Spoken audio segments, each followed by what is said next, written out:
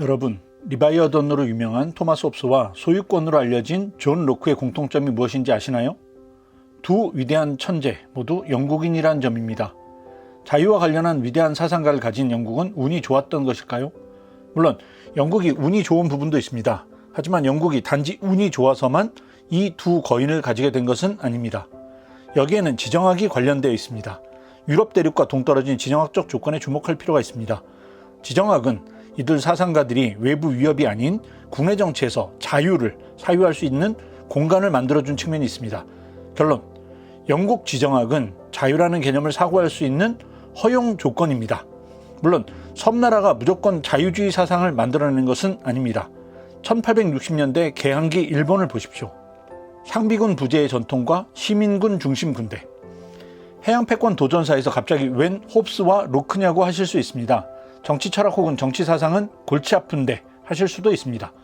채널이 초심을 잃고 정신줄 놓은 거 아니냐 싶으실 수도 있습니다. 여기에 대한 답변은 이렇습니다. 미국과 영국의 평화적 해양 패권 변동을 이해하려면 이들이 왜 싸우지 않았는지와 관련한 사고 체계를 이해해야 합니다. 즉, 양국이 국내적으로 자유라는 가치를 강조하면 개인 자유를 억압하는 국가의 전쟁 동원을 거부할 것입니다. 게다가 민주주의 제도는 의회를 통해서 행정부의 전쟁 결정을 거부할 수 있습니다. 그렇다고 할 때 미국과 영국이 왜 자유와 민주주의라는 가치를 설립한 국가가 되었는지를 다룰 필요가 있습니다.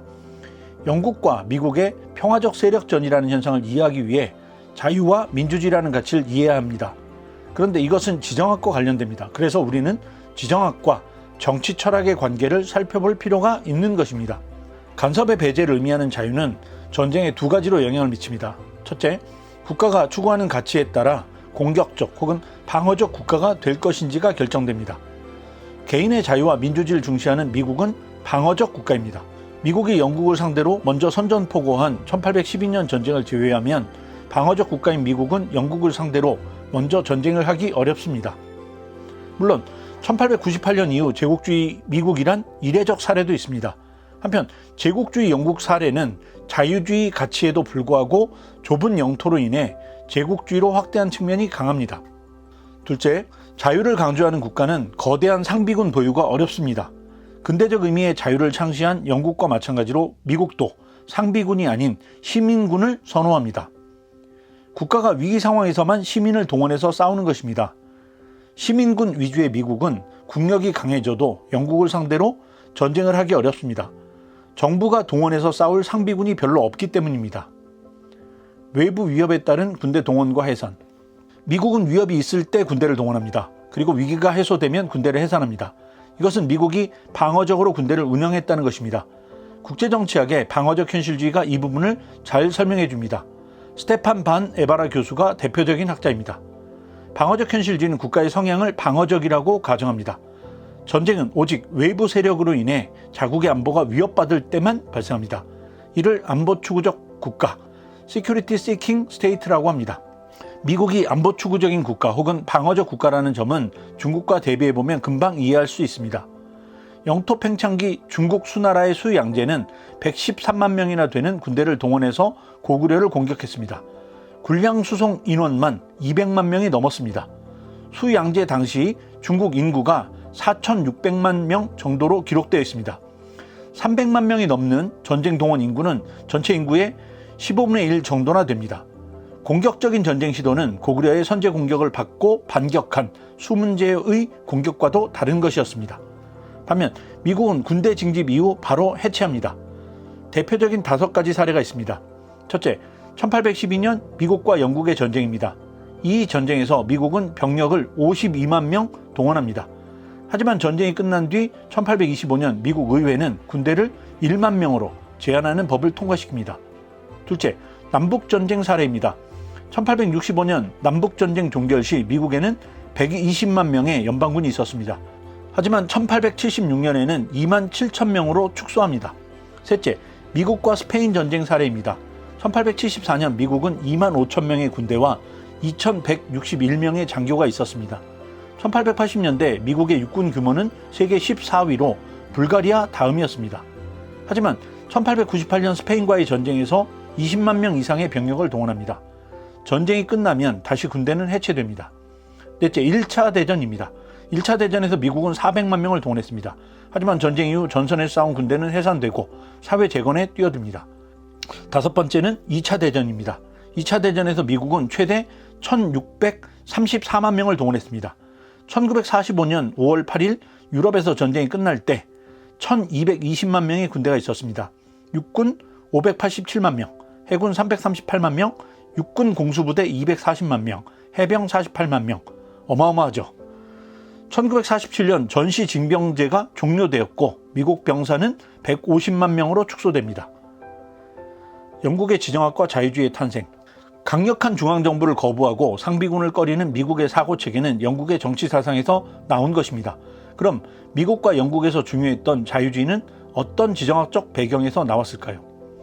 영국에서 토마스 홉스는 1651년 저서 리바이어던을 통해 청교도 혁명이라는 내전 상황을 극복하고자 했습니다. 이를 위해 강력한 국가를 만들고자 했습니다. 홉스는 제한되고 통제되는 국가를 만들고자 했던 자유주의자는 아닙니다. 하지만 자유주의의 근간이 되는 논리를 만들었습니다. 국가는 신이 아니라 인간이 만들었다는 것입니다. 그렇습니다. 인간이 만든 국가. 이것이 홉스가 인류에게 선물한 가장 위대한 논리입니다. 지금이야 당연한 논리지만 그 당시로는 종교 재판을 받을 만한 급진적 주장이었습니다. 1689년 영국에서 존 로크가 통치론을 출판했습니다. 로크는 여기서 개인의 소유권, 프로퍼티를 강조하는 자유주의론을 만듭니다. 고대 로마의 자유, 즉 시민 간 대등성이란 자유가 아닌 상인층의 소유권을 강조한 현대적 자유 개념을 제시한 것입니다. 국가는 개인의 신체, 생명, 재산의 자유를 보호하기 위해 존재하는 것입니다. 그런데 문제는 개인의 자유를 지키려면 중앙정부가 필요하지만 또 중앙정부를 너무 강력하게 만들면 강력한 공권력이 개인의 자유를 침해한다는 점입니다. 그래서 시민이 선출한 의회를 통해 왕과 행정부를 견제하는 이권분립론을 제시했습니다. 두 위대한 철학자는 인류에게 자유로운 시민과 시민에 의해 구성되는 정부라는 이전 시대에는 상상하지 못했던 선물을 주었습니다. 그런데 지정학은 무엇을 했냐고요? 이들이 모두 해양 국가인 영국에서 나왔다는 점에 주목할 필요가 있습니다. 지정학적 조건과 국가 우선순위, 안보 대 자유. 지정학이 국가에 끼친 기회와 제약을 이해하기 위해 단순한 모델을 사용해 보겠습니다. 우선 두 가지 유형으로 국가를 구분해 봅시다. 첫째 유형, 영국처럼 섬나라고 북해와 도버해처럼 풍랑이 강한 바다가 지켜주는 국가가 있습니다. 해안가는 높은 절벽으로 되어 있어 상륙도 어렵습니다. 둘째 유형, 독일처럼 강대국 사이에 끼어있는 국가가 있습니다. 게다가 산맥이나 거대한 강과 같은 자연 국경선도 없는 상황입니다. 첫째 유형의 국가는 외부 국가의 안보 위협이 적습니다. 그러니 국가 지도자는 다른 국가의 침공을 걱정할 게 아니고 내란이나 내전이 발생하는 것을 막는 것이 중요합니다. 홉스와 로크가 자유주의 이론을 만든 이유도 동일합니다.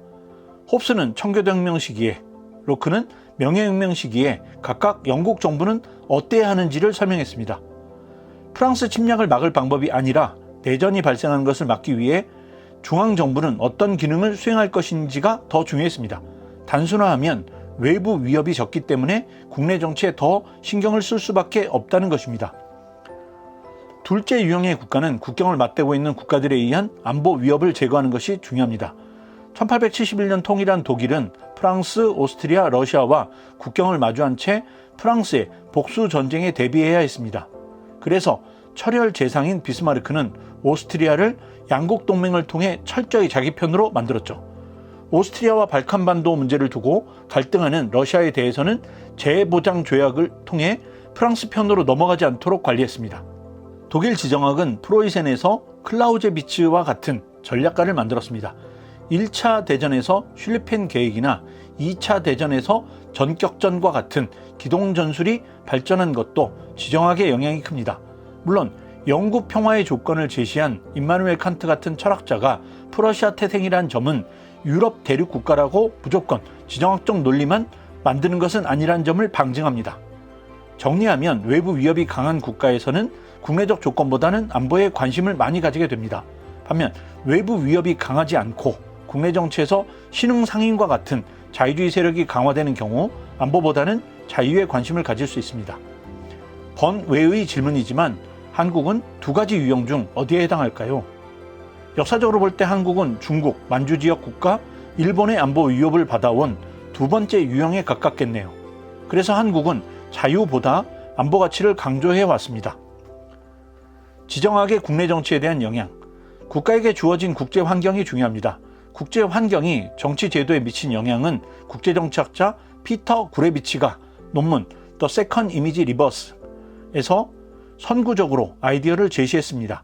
이 논문에서 구레비치는 국제적 요인 중 지정학이 어떻게 영국은 민주주의 국가가 되는 반면 독일은 비민주주의 국가를 유지하게 되는지를 설명했습니다.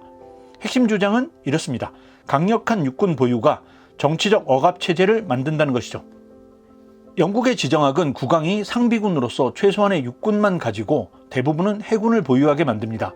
따라서 육군을 활용한 국왕의 정치적 억압은 어렵습니다. 폴 케네디의 저서 강대국의 흥망을 보면 1590년 영국의 전체 병력은 3만 명에 불과합니다. 합스부르크가 통치하던 스페인의 병력이 20만 명인 것과 대비됩니다. 이 시기 강대국 리그에도 못 올라온 프러시아는 분석한 자료조차 없습니다. 프랑스의 혁명이 발생하던 1789년 영국의 육군은 4만 명에 불과했습니다. 반면 대륙 국가들의 육군은 어땠을까요? 프러시아 19만 명, 오스트리아 합스부르크 제국 30만 명, 프랑스 18만 명, 러시아 30만 명을 보유했습니다. 반면 영국은 해군력에 집중했죠. 1790년 전함을 비교하면 영국 195척, 프랑스 81척, 러시아 67척, 스페인 72척이었습니다. 지정학적 조건을 포함한 국제 환경이 국내 정치 제도에 영향을 미친다는 구레비치의 주장을 확장해 봅시다. 그럼 지정학은 정치 사상에도 영향을 줍니다. 이것이 바로 이번 영상의 핵심 주장입니다. 유럽 대륙 국가들의 강대국 정치로부터 분리된 영국과 미국은 개인의 자유를 강조해 왔습니다. 개인의 자유는 강력한 중앙정부와 양립하기 어렵습니다. 특히 자유주의가 탄생한 이들 국가에서는 상비군 육성과 정치적 탄압을 피해야 합니다. 이 점이 영국에서 인류 역사상 최초로 입헌주의가 등장하고 행정부를 제한하게 만든 배경입니다. 반면 프러시아와 통일 독일은 안보 환경을 강조하다 보니 중앙 집중화된 정부 체제가 필요했죠. 그래서 입헌주의가 늦게 된 것입니다. 자유주의 미국이 자유주의 영국을 상대로 전쟁을 하기 어려운 이유. 19세기 말과 20세기 초엽 강대국이 된 미국은 영국을 상대로 전쟁을 할 수가 없었습니다. 미국이 영국을 상대로 왜 전쟁을 하지 않았는지는 여러 가지 설명이 있습니다. 다음 영상에서 다양한 요인들을 구체적으로 분석해 볼 것입니다. 다시 처음으로 돌아가 보시죠.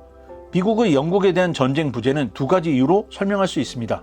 첫째, 선제 공격을 하려고 해도 사용할 상비군이 없었습니다.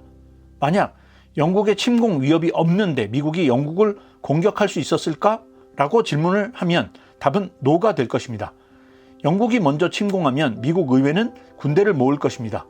역의 경우, 즉 미국이 먼저 침공하기 위해 시민을 소집하는 것은 불가능합니다. 유럽에서 떨어진 섬나라라는 유사성에도 불구하고 영국과 미국은 지정학적으로 다릅니다. 미국은 유럽 대륙으로부터 더 멀리 떨어져 있습니다. 그리고 식량, 에너지, 자원에서 미국은 거의 자급자족이 가능합니다. 나폴레옹의 대륙 봉쇄령에 쩔쩔매던 영국보다 훨씬 자유롭습니다. 둘째, 개인의 자유와 민주주의를 강조하는 미국의 정치적 가치관이 영국에 대한 침공을 지지할 리가 없습니다. 1898년 미국이 제국주의로 전환한 시점에서 1920년대까지 미국은 영국을 침공할 구체적 이유가 없었습니다.